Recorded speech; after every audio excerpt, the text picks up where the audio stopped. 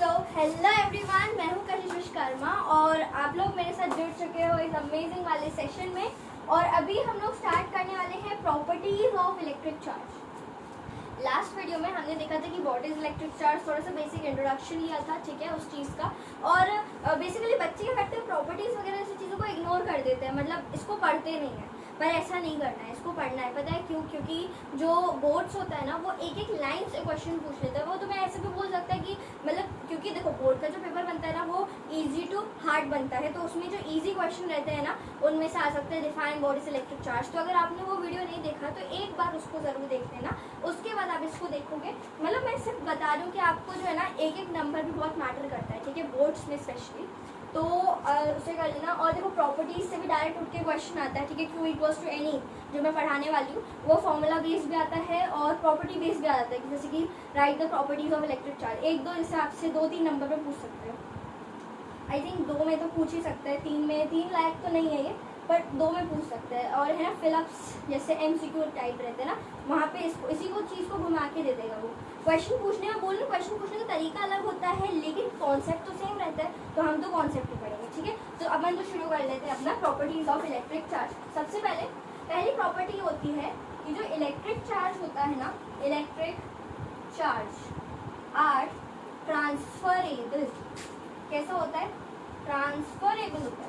Electric charge का transferable मतलब कि दो बॉडीज हैं, ठीक है, एक ये बॉडी हुई, एक ये बॉडी हुई, तो चार्ज जो है ना ट्रांसफर कर सकता है, ठीक है। अब देखो इलेक्ट्रॉन इतना छोटा होता है, तुम्हें नहीं दिखेगा ना कि जा रहा है, पर वो एक्चुअली वो जाता है, ठीक है, वो तुम्हें दिखेगा नहीं, क्योंकि यू ऑलरेडी नो यार, इलेक्ट्रॉन तो बहुत छोटा होता है, राइट। और आटम ही छोटा होता है, फिर तो हम उसके अंदर इलेक्ट्रॉन की बात कर रहे हैं, है ना। तो देखो, तो ये अपना होगी पहली प्रॉपर्टी की ये ट्रांसफरेबल होता है।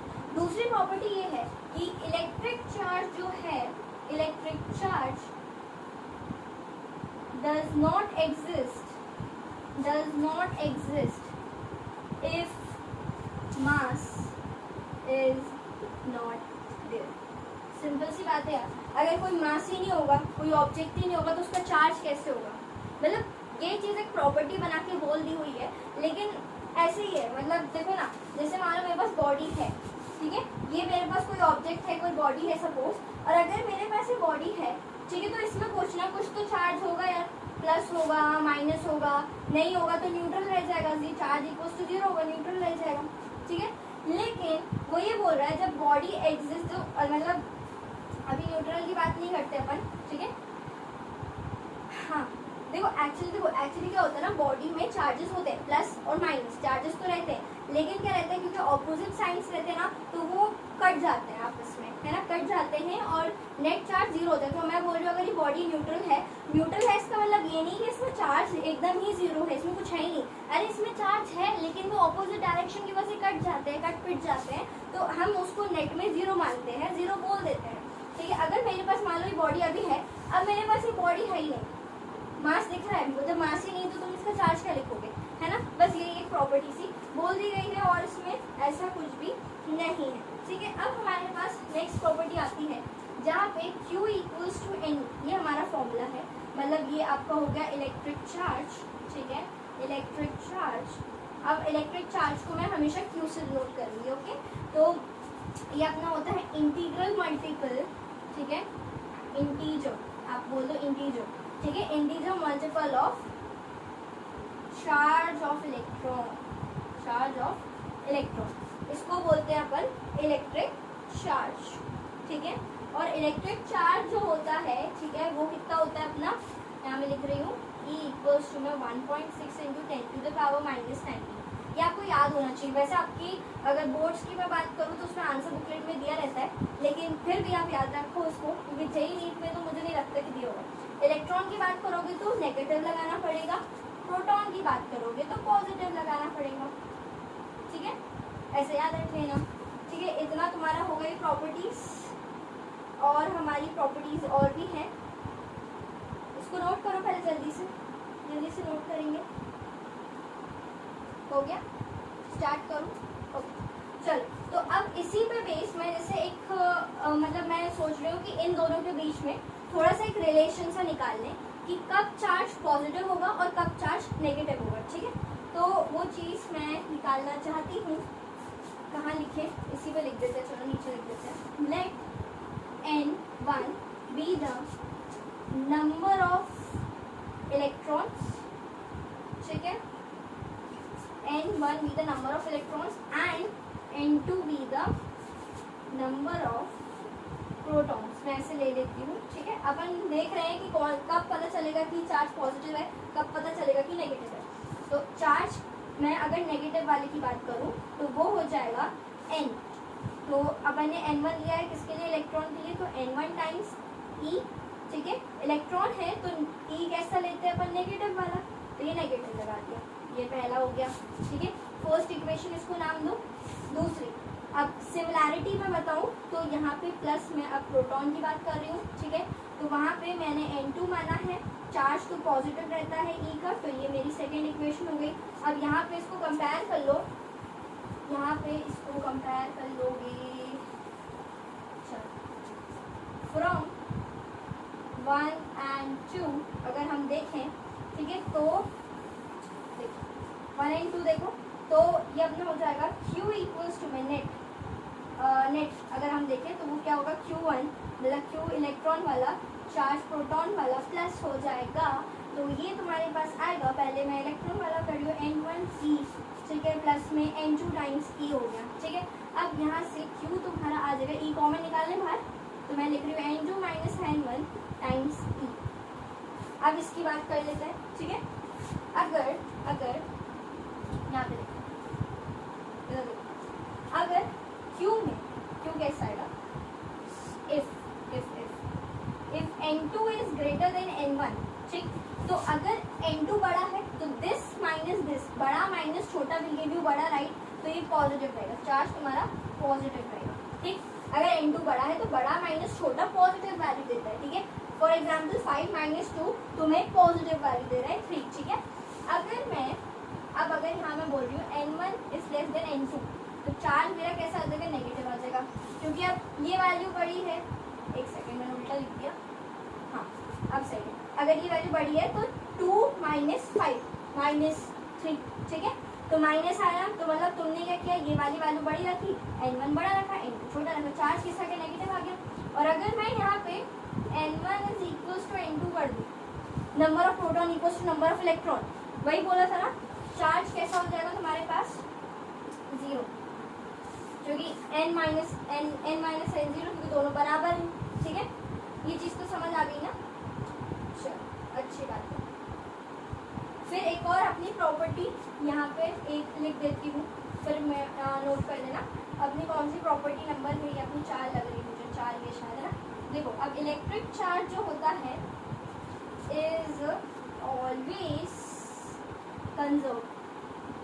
मैंने बताया है प्रॉपर्टी, जब मैंने इलेक्ट्रिक चार्ज का इंट्रोडक्शन पढ़ाया था तो मैंने बताया था कि इलेक्ट्रिक चार्ज जो है कंजर्व रहता है। जैसे ये एक बॉडी है और ये एक बॉडी है, ठीक है। तो चार्ज जैसे मान लो पहले यहाँ पे 3 था, फिर यहाँ 5 था, फिर यहाँ 7 था, यहाँ 1 था, तो देखो ना टोटल तो अपना कंजर्व है, टोटल 8 आ रहा है ना अपना, टोटल तो कंजर्व है, भले पहले यहाँ 5 था, यहाँ 3 था, ऐसा था, ठीक है। तो ये अपना हो गया electric charge is always conserve. तो कंजर्वेशन वाली एक वही वाली अपन को जो याद रहती है कि चार्ज कैन नीदर मास है या फिर चार्ज है, can be neither be created not to be destroyed, ठीक है।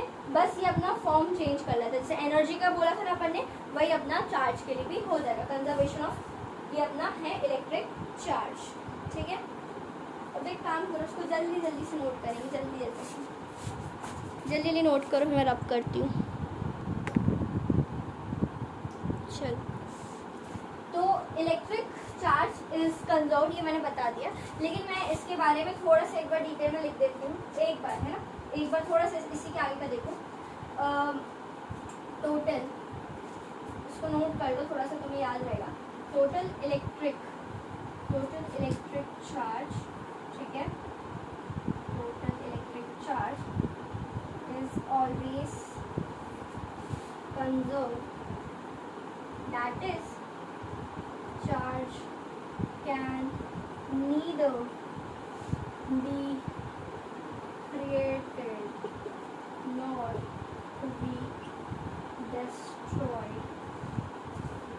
Either it can transfer from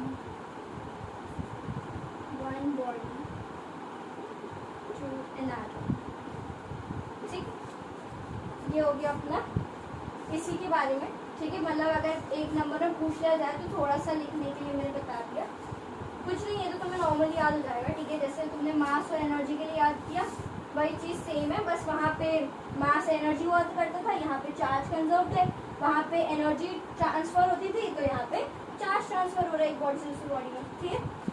और बता रही थी मैं कि हाँ, इलेक्ट्रिक चार्ज की मैंने एसआई यूनिट नहीं बताई। देखो एसआई यूनिट जो कि क्यू, ठीक है, क्यू मतलब इलेक्ट्रिक चार्ज, ठीक है, वो होती है कूलम, कूलम होती है, ठीक है। और इसकी सीजीएस यूनिट जो होती है, सीजीएस यूनिट होती है स्टेट कूलम, ठीक है, स्टेट कूलम होती है। और अगर कभी कन्वर्जन करना हो, वैसे तो कभी आता नहीं है पर करना हो तो बता देती हूँ, एक कूलम में, ठीक है, 3 × 10⁹ स्टेट कूलम होता है, ठीक है। ये हो गया तुम्हारा इसके बीच में एक रिलेशन, मतलब कभी आगे गलती से तो देख लेना, झेल लेना, हो जाएगा, ठीक है। अब यहाँ पे और क्या कहानी होती है हमारी, ठीक है, अपन ने कंप्लीट कर लिया है। अब अपनी बची हैं 2 प्रॉपर्टीज और, हो गया नोट, ठीक। चलो लेट अस स्टार्ट दिस।